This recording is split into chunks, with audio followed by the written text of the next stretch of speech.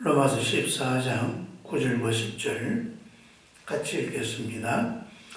이를 위하여 그리스도께서 죽었다가 다시 살아나셨으니 곧 죽은 자와 산 자의 주가 되려 하심이라. 내가 어찌하여 내 형제를 비판하느냐? 어찌하여 내 형제를 없인 여기느냐? 우리가 다 하나님의 심판대 앞에 서리라. 아멘. 우리 그리스도인들의 삶은 살아도 주를 위하여, 죽어도 주를 위하여, 우리의 모든 것을 주를 위하여 살아가는 것입니다. 그래서 예수께서 죽었다가 부활하셨습니다. 이것은 죽은 자의 주가 되시고 또한 산 자의 주가 되시고자 하십니다. 즉 우리가 죽어도 주를 위하여 죽고 이렇게 주를 위하여 죽는 사람들의 주가 되시고 또한 부활하여서 우리가 하나님 앞에 설 때에 또 그렇게 부활한 우리의 주가 되시는 것입니다.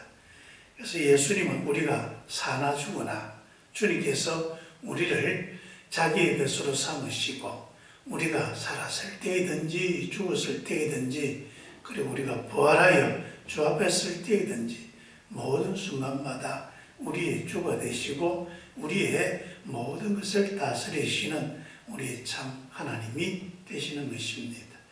그래서 언제나 우리가 주님 앞에 붙잡힌 사람이고 우리는 주님의 것입니다.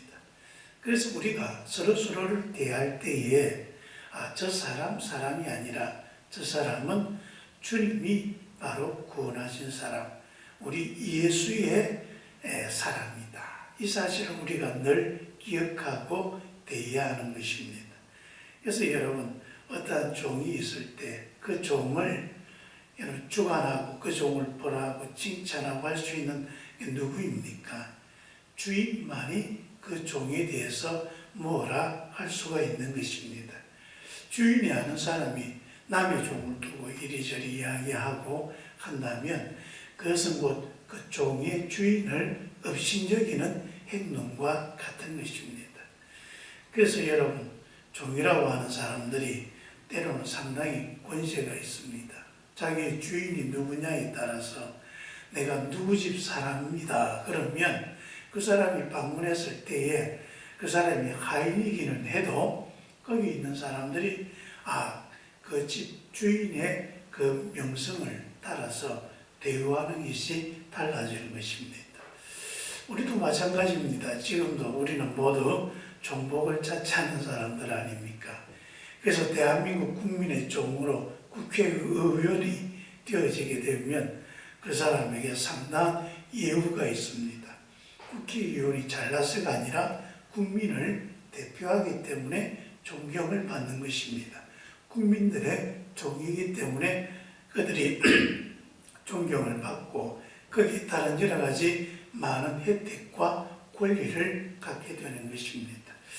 여러분 대통령도 마찬가지입니다. 대통령이 왜 존경을 받습니까? 대통령이라고 하는 그 사람이 존경스러워서가 아니라 국민의 대표자이기 때문입니다. 국민이 그를 임명했기 때문입니다.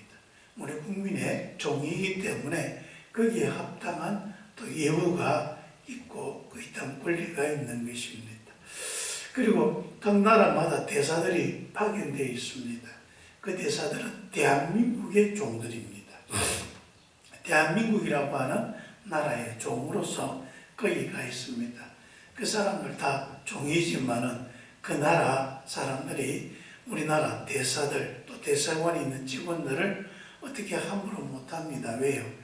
그 사람들에게 예우를 잘못하면 대한민국을 향하여서 또 예우를 잘못하는 것과 같기 때문입니다.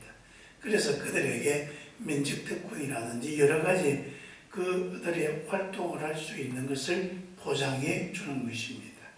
주인이 누구냐에 따라서 종의 신분도 그렇게 달라지는 것입니다. 여러분 우리 모든 그리스도인들은 하나님의 종입니다. 예수의 종입니다. 그래서 우리를 대하는 그 태도가 곧 예수를 대하는 것과 같은 것이고 그렇기 때문에 우리에게는 참 많은 권리도 있고 또 그만큼 책임감도 있는 것입니다. 우리가 뭔가를 행동할 때 항상 예수의 이름이 우리에 있다는 사실을 알고 우리가 거기에 대해서 조심해야 하는 것입니다.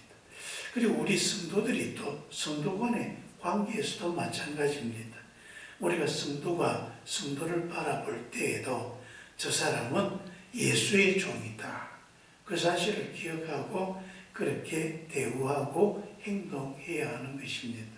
그래서 함부로 성도 간에 우리가 무시하거나 때로는 또 거의 질책하거나 또 뭐 다른 여러 가지 것을 한다면 자칫하면 이것이 예수님에 대한 불경이 될 수 있다는 사실을 우리가 알아야 하는 것이죠. 그래서 우리가 서로를 대할 때 참 조심해야 합니다. 지난주에 우리가 교회에서도 보면 때때로 사람들의 모든 신앙의 모습들이 다를 수 있다는 것을 우리가 배웠습니다. 그래서 믿음이 좋은 사람이 있고 또 믿음이 이제는 시작하는 또 그런 초보와 같은 사람이 있습니다. 그래서 믿음이 좋은 사람들은 모든 일에 자유롭습니다. 세상 사람들이 여러 가지 이유로 제약하고 미신적인 생각으로 또 피하려고 하고 하는 그런 것으로부터 자유롭습니다. 모든 것이 하나님께로부터 난 것이고 우리가 하나님을 위해서라면 우리 이런 것이 그렇게 제약받아야 할 이유가 없다 그러면서 많이 자유롭게 행동합니다. 교회에 처음 나온 믿음이 약한 사람들은 여러 가지 제약을 많이 받습니다. 왜냐하면 아직까지 자유롭게 행동할 만한 그런 믿음이 없기 때문입니다. 그래서 날짜에 또 여러 가지 세상의 규율에 또 교회에서 가져지는 또 여러 가지 풍습에 제약을 많이 받습니다. 하면 될 일과 하지 않아야 될 일들을 많이 가리게 되어지고 그것 때문에 조심스럽고 어렵고 힘든 것이죠. 우리는 다 이렇게 서로 믿음이 좀 더 뛰어난 사람, 또 믿음이 깊은 사람과 또 믿음이 이제 시작하는 초보적인 사람 같이 어울려서 함께 주의 몸을 이루어가고 있는 것입니다. 그래서 이 교회에서 우리 성도들이 해야 할 가장 중요한 것은 우리 성도들이 서로를 대할 때 존중하고 서로를 배려할 수 있어야 교회가 교회다워지는 것입니다. 분쟁이 생긴다면, 그래서 만일에 믿음이 약한 사람들이 믿음이 좀 더 훌륭한 사람들의 행동을 보면서 저 사람들은 왜 저렇게 자유스러운가 그러면서 자기 수준에서 그들을 판단하고 비판하기 시작한다면 거기에 또 다른 분쟁과 어려움이 생기는 거죠. 또 믿음이 또 뛰어난 사람, 좀 더 믿음이 좀 고차원적인 사람들이 믿음의 초보적인 사람들의 행동을 볼 때에 도무지 이해가 안 가는 여러 가지 것이 매여 있으니까 아직도 믿음이 저래서 저렇다 그러면서 무시하고 또 그런 식으로 대한다 그러면 또 서로 간에 분쟁과 어려움이 생겨지는 것입니다. 그런데 여러분, 우리가 비난할 때 그 비난하는 대상이 누굽니까? 예수의 제자입니다. 예수의 제자를 두고 예수의 종을 두고 우리가 함부로 비난하면 예수님을 비난하는 것과 같은 것입니다. 또 내가 또 모욕 주고 무시하고 있는 그 사람 누구입니까?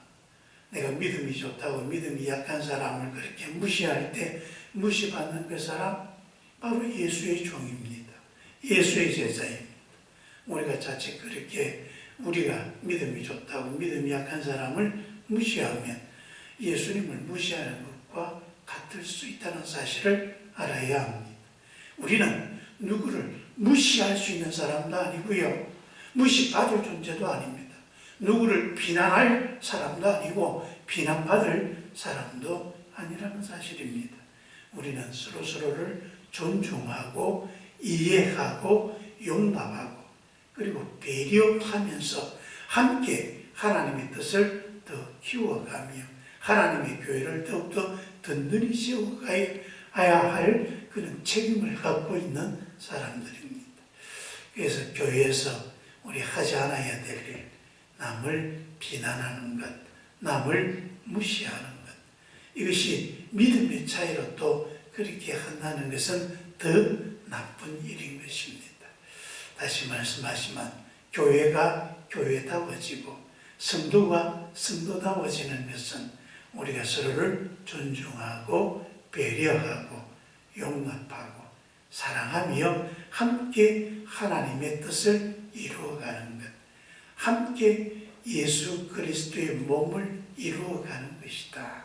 오늘 우리에게 말씀하고 있습니다. 여러분, 그렇게 주의 은혜 가운데 든든히 서갈 수 있는 저와 여러분 될 수 있기를 축원합니다. 기도하겠습니다. 고마우신 아버지 하나님, 우리 교회에서 우리 성도들이 하지 않아야 할 것, 남을 비판하거나 무시하거나 그리하여서 우리가 잘못된 태도로 서로에게 상처 주게 되면 주를 아프게 하며 교회를 상처나게 하는 것이다. 이 사실을 잘 알고 우리가 서로를 대하는 태도를 조심하며 존중하고 배려하며 함께 주의 뜻을 이루고 주의 교회를 든든히 세울 수 있도록 도와 주옵소서. 예수님의 이름으로 기도합니다. 아멘.